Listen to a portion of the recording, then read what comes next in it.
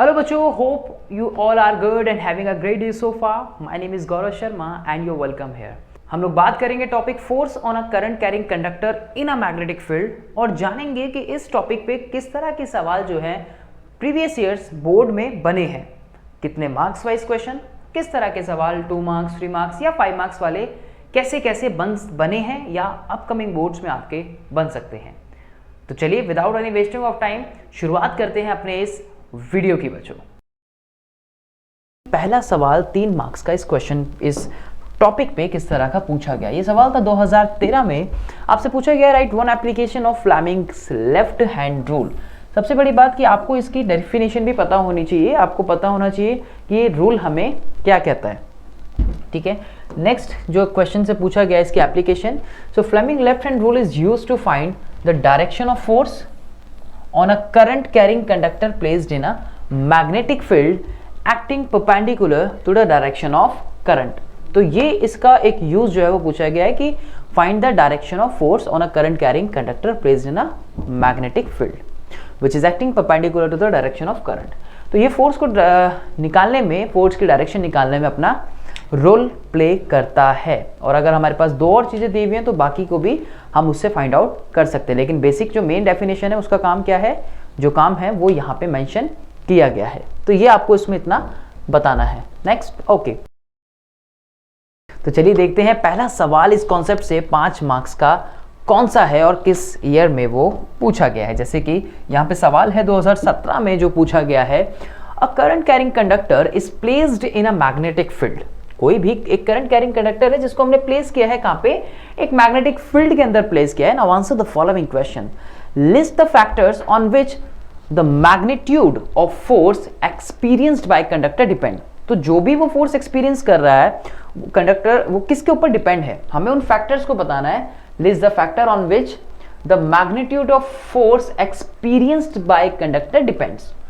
तो कौन कौन से फैक्टर्स हैं। Number 1, so when a current carrying wire is placed in a magnetic field is experience a magnetic force which is depends on current flowing in the conductor। कितना current flow कर रहा है उस पर डिपेंड करता है ना, कैसी स्ट्रेंथ है कंडक्टर की उसके ऊपर डिपेंड करता है। Strength of magnetic field, length of the conductor, length कैसी है, and angle between the elements of length and the magnetic field. तो मुख्य रूप से आप 2 से 3 पॉइंट्स इसके याद रखिएगा कि कौन कौन से। नंबर 1 की जैसे करंट कैसा फ्लो कर रहा है, स्ट्रेंथ कैसी है मैग्नेटिक फील्ड की, और लेंथ कैसी है कंडक्टर की। ये चीज तो आप सीखते हैं ना कि जैसे आपने पढ़ा कि जो मैग्नेटिक फील्ड है वो डायरेक्टली प्रोपोर्शनल होती है करंट के, मैग्नेटिक फील्ड इनवर्सली प्रोपोर्शनल होती है डिस्टेंस फ्रॉम द कंडक्टर। बहुत सी ऐसी सारी चीजें आप लोगों ने जो फैक्टर्स जो थे पढ़े थे। सो जब भी कोई current carrying wire is placed in a magnetic field it experiences a magnetic force, और वो मैग्नेटिक फोर्स किसके ऊपर डिपेंड होता है, इन फैक्टर्स के ऊपर डिपेंड होता है। अगला जो सवाल यहां पे पूछा गया है वो है इफ राइट, एक फैक्टर था। So when is the magnetic of this force maximum. तो इसमें अगला जो पार्ट हमारे से पूछा गया है वो है कि when is the magnitude of this force maximum. Maximum इसका फोर्स कब होगा, force experienced by a conductor current carrying conductor placed in a magnetic field is largest when direction of current is perpendicular to the direction of magnetic field. ये चीज आपको हमेशा याद रखनी है, इसके बारे में डिटेल्स आप हायर क्लासेस के अंदर पढ़ेंगे। तो यहाँ ऐसा कोई आप ये एक्सपेरिमेंट कोई ऐसा देखते नहीं है, तो बस आपको इतना ध्यान रखना है कि direction of current is perpendicular to the direction of magnetic field. तो ये चीज आपको इसमें ध्यान रखनी है। अगला जो सवाल इसमें पूछा गया है, next point, state the rule which helps in finding the direction of motion conductor. आपको रूल का नाम बताना है यहाँ पे, और वो रूल आप जानते हैं। कौन सा रूल है जिसमें आप डायरेक्शन ऑफ मोशन को फाइंड आउट करते हैं कंडक्टर के in a place in a magnetic field, which is Fleming left hand rule की हेल्प से हम लोग इसमें फाइंड आउट करते हैं। ठीक है, फिर उसके बाद उसकी स्टेटमेंट यहाँ पे दी गई है, स्टेटमेंट आप लोग इसकी लिख देंगे। राइट, नेक्स्ट जो पार्ट यहाँ पे पूछा गया है वो है कि if initially this force was acting from right to left. अगर ये फोर्स जो है यहाँ पे अगर वो एक्ट कर रहा है from right to left, how will the direction of force change. तो भाई सीधी सी बात है, उसकी डायरेक्शन भी चेंज हो जाएगी, ये चीज ध्यान रखिएगा। चलो देखते हैं बाकी हम इसमें क्या पढ़ते हैं। If initially this force was acting from right to left, how will the direction of force change if direction of magnetic field is reversed, तो करंट की डायरेक्शन भी कैसी होगी, चेंज होगी. So and the direction of current is reversed. तो देखिए क्या होगा यहाँ पे, direction of force will be reversed when the direction of magnetic field is reversed. ठीक है ना. तो जब हम इवन आप लोग एक एक्टिविटी भी पढ़ते हैं अपनी एनसीईआरटी में इससे रिलेटेड, जो कि मैंने आपको प्रीवियस क्वेश्चंस में भी अभी कुछ बताई थी. So now force on conductor will act from left to right. तो हमेशा ये ध्यान रखना कि अगर हम इसकी डायरेक्शन चेंज कर रहे हैं तो दूसरे की भी डायरेक्शन क्या हो जाएगी, वो चेंज हो जाएगी. Now the direction of force will be reversed, direction of force will be reversed if the direction of current is reversed. For example the force on the conductor will act from left to right direction. तो उसमें भी direction क्या हो रही है, reverse हो रही है. तो इस चीज में हमेशा आप लोग ध्यान रखिएगा, ऐसी कंडीशन में अगर कोई एक चीज रिवर्स हो रही है तो दूसरी अपने आप उसके रिवर्स हो जाएगी. ये चीज ध्यान रखिएगा. अगला सवाल, state whether an alpha particle will experience any force in a magnetic field. State whether an alpha particle will experience any force in the field if it is placed in the field at rest. Rest वाली condition, सवाल अच्छा है. It moves in the magnetic field parallel to the field lines and it moves in the magnetic field perpendicular to the field line. Justify your answer in each case. 2016 में ये सवाल पूछा गया है. वन बाय वन करके हम तीनों parts को डिस्कस करते हैं. क्या होगा वेदर एन अल्फा पार्टिकल, और अल्फा पार्टिकल कैसे होता है, एक पॉजिटिवली चार्ज पार्टिकल हम उसको लेते हैं. क्या लेते हैं हम उसको, एक पॉजिटिवली चार्ज पार्टिकल हम उसको लेते हैं. सपोज कि अगर ये प्लेस्ड है किसमें, रेस्ट में, so no alpha particle will no experienced any force. अगर वो कैसी कंडीशन में होगा, अगर वो रेस्ट में होगा तो वो नहीं करेगा किसी भी एक फोर्स को एक्सपीरियंस. राइट, क्यों, क्योंकि only moving charge particle can experience force. ये लाइन याद रखना कि सिर्फ मूविंग चार्ज पार्टिकल जो है वो एक्सपीरियंस करता है किसको, फोर्स को. और जब वो प्लेस्ड होता है कहाँ, मैग्नेटिक फील्ड के अंदर जब वो प्लेस्ड होता है. ध्यान रखिएगा बच्चों. नेक्स्ट सवाल जो यहां पे पूछा गया है वो है, it is moves in the magnetic field parallel to the field lines. It moves in the magnetic field which is parallel to the field lines. ऐसे में क्या होगा, नो, तब भी अल्फा पार्टिकल जो है will not experience any force if it is moves in the magnetic field parallel to the field lines, because charge particles experience force only when it moves at an angle other than 0 degree with magnetic field. तो एक angle form करता है. ये चीजें आप higher classes में ज्यादा detail में पढ़ेंगे, क्योंकि आप एनसीईआरटी आप क्लास 10th में इसको यहां इस लेवल पे नहीं पढ़ते. राइट, आप बहुत थोड़ा सा कॉन्सेप्ट जो है उसके अंदर पढ़ते हैं.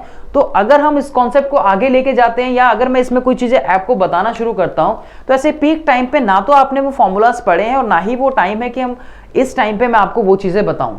राइट, समझ आई ना बात. तो आपको कुछ गिनी चुनी बातें यहाँ पे सिर्फ ध्यान रखनी है, और आप हायर क्लासेस में क्लास 12th में इसको डिटेल्ड में इस मैग्नेटिज्म वाले चैप्टर को पढ़ते हैं. तो जहां पे आपको एक कॉन्सेप्ट और अच्छे से क्लियर होगा नेक्स्ट लेवल का जो यहाँ पे है. फिलहाल के लिए आपको ये ध्यान रखना है कि क्योंकि चार्ज पार्टिकल एक एक्सपीरियंस फोर्स तभी फोर्स करेगा, एक्सपीरियंस तभी आएगा, फोर्स तभी आएगा वहां पे जब ये मूव करेगा एक at an angle other than the 0 degree with magnetic field. Next question. It moves in the magnetic field perpendicular to field lines. Justify your answer. It moves in. So alpha particle will experience a force in the direction perpendicular to the direction of magnetic field. कब करेगा वो alpha particle experience force? On in the direction perpendicular to the direction of magnetic field and direction of the motion of alpha particle. इसी condition में वो सिर्फ experience करेगा. Alpha particle will experience force in the direction perpendicular to the direction of magnetic field. जब उसकी direction magnetic field की direction के perpendicular होगी. आपको इतना ही इसमें ध्यान रखना है. ठीक है जी, चलो ये इसमें 3 सवाल पूछे गए थे. Describe an activity with label diagram to show that. ये सवाल 2016 में पूछा गया है, एक्टिविटी बेस. इस चैप्टर में से अक्सर एक्टिविटी के ऊपर सवाल पूछ लिया जाता है. आपने एक स्ट्रेट कंडक्टर वाली एक्टिविटी भी पढ़ी होगी जिसके ऊपर आने के, उस पे भी आने के सवाल चांसेस होते हैं. तो describe an activity with label diagram to show that a force acts on a current carrying conductor placed in a magnetic field and it direction of current through conductor. Name the rule which determine the direction of this force. आपने activity तो देखी होगी ना कि किस तरह से इस एल्यूमिनियम रॉड को, क्या है ये आपने देखा होगा कि आपने एक्सपेरिमेंट ये देखा होगा अपनी उसमें बुक में कि इसमें एक एल्यूमिनियम रॉड को किस तरह से हैंग किया हुआ है, राइट। और यहां से इसमें करंट पास किया हुआ है। ये रॉड, एल्यूमिनियम रॉड जो है किस तरह से ये सस्पेंडेड है हॉरिजॉन्टली इस मैग्नेट के अंदर, राइट। दो, और इसको हमने एक वायर से कनेक्ट किया हुआ है। And here we have a one wire जिससे हमने इसको बांधा हुआ है। ये हमारी एक वायर हो गई, राइट। ये एक्टिविटी आपने अपनी एनसीईआरटी में देखी हुई है।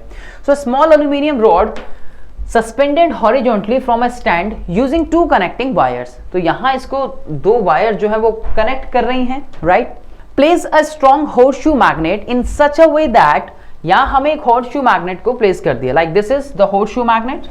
Here we have the magnet जिसकी शेप कैसी है, होर्सशू लाइक, ठीक है। ये हमारी मैग्नेट हो गई, ठीक है जी। देखिए आगे, so horseshoe magnet in a such a way that the rod lies between the two poles. Rod किसके बीच में लाई कर रही है, ये एक पॉल हो गया और ये दूसरा पॉल हो गया, ठीक है जी, कर रही है इतना। So for this lies in the two poles and between the two poles with the magnetic field directed upward, the magnetic field directed upward.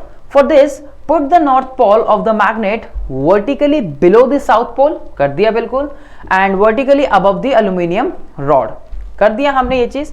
तो ये चीज हमें इसमें एक्सपेरिमेंट, इस एक्टिविटी में देखने को मिल रही है। Connect the aluminium rod in a series with a battery and a key and a rheostat. Pass current through the aluminium rod. जैसे ही हमने इसके अंदर यहां से ये करंट पास करना स्टार्ट किया तो ये आपका करंट यहां से पास होगा, राइट।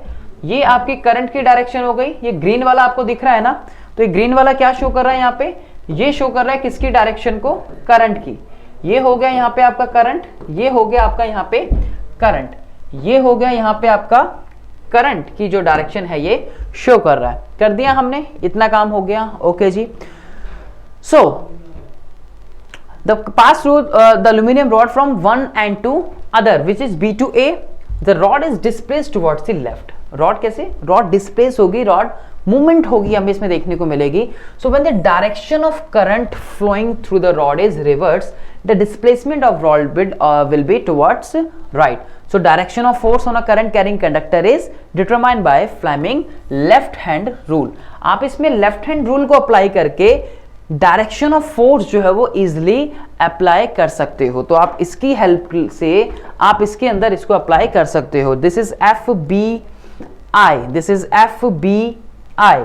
तो इसके अंदर आप अप्लाई करके इजिली आप इसमें बता सकते हो। इसमें पूछा नहीं है कि हमें कहाँ फोर्स लगाना है, इसमें सिर्फ ये बताना है कि किसकी हेल्प से हम फोर्स को बता सकते हैं, कौन से रूल की हेल्प से हम इसको बता सकते हैं। हमें अप्लाई करने के लिए यहाँ पे नहीं बोला गया है। सिर्फ आपने क्या करना है, इस एक्टिविटी को देखना है, इसके ऑब्जर्वेशन। सिर्फ आपको इतना ध्यान रखना है कि यहाँ डिस्प्लेसमेंट होगी या नहीं होगी, बिल्कुल होगी। तो डिस्प्लेसमेंट हमें देखने को यहाँ पे मिलेगी। तो ये जो की लाइन है ना, मेन जो आंसर है, वो सारी चीजें तो आप इसमें लिख दोगे, तो जो की पॉइंट है वो आपको इस लाइन में देखने को मिलेगा। So rod is display towards the left. So when the direction of current flowing through the rod is reverse, अगर हम करंट की डायरेक्शन को रिवर्स करते हैं, so the displacement of rod will be towards right. तो displacement किस direction में होगा, राइट में होगा। So the direction of force on current carrying conductor is determined by the Fleming left hand rule. और फोर्स, इसको हम कैसे फोर्स ऑन अ करंट, इसमें हम कैसे देख सकते हैं डायरेक्शन फोर्स की, with the help of Fleming left hand rule से हम लोग उसको चेक कर सकते हैं। ये चीज समझ आई, सिर्फ इतना ही आपको इसमें बताना है। आप देखते हैं आपके एनसीईआरटी में जब आप चैप्टर पढ़ रहे होते हैं तो लेफ्ट हैंड साइड में ये आपको एक्टिविटी देखने को मिलती है, और नीचे लास्ट की इसकी 2-3 लाइंस में ये पूरी एक्टिविटी आपको, इसका जो ये जो लाइंस है वो आपको वहां पे देखने को मिलेंगे बच्चों, ठीक है जी। आई होप बच्चों आप लोगों ने इन क्वेश्चंस को एंजॉय किया हो और आपने थोड़ा बहुत कुछ तो सीखा होगा डेफिनेटली इस वीडियो से। अगर आपको ये क्वेश्चन समझ आए, अगर आपको वीडियो अच्छी लगी तो इसको लाइक करें, और अगर आप चैनल पे नए हैं तो इस चैनल को सब्सक्राइब करना ना भूलें, जिससे कि ऐसे अमेजिंग वीडियोस, ऐसे amazing questions, important question, chapter wise सभी तरह की चीजें हम आपके लिए लेके आते रहें। अगर आप इस चैनल पर नए हैं तो मैं आपको बता दूं कि इसी तरह से बच्चों हमने इंपॉर्टेंट चैप्टर वाइज जो क्वेश्चन है, चैप्टर वाइज इंपॉर्टेंट क्वेश्चंस या टॉपिक वाइज जो है, हमने ऑलरेडी आप लोगों के लिए बहुत सारी चीज़ें बच्चों जो आपको इस चैनल पे मिलने वाली है। अगर आप इस चैनल पर नए हैं तो जाके आई बटन को क्लिक कीजिए और जाइए प्लेलिस्ट में देखिए कि किस तरह से आप अपने किसी भी चैप्टर की स्टडी को बहुत ज़्यादा आसान जो है वो बना सकते हैं, राइट। तो चलिए ज़्यादा देर ना करते हुए मैं मिलूंगा आप लोगों से नेक्स्ट वीडियो में। Thanks for watching.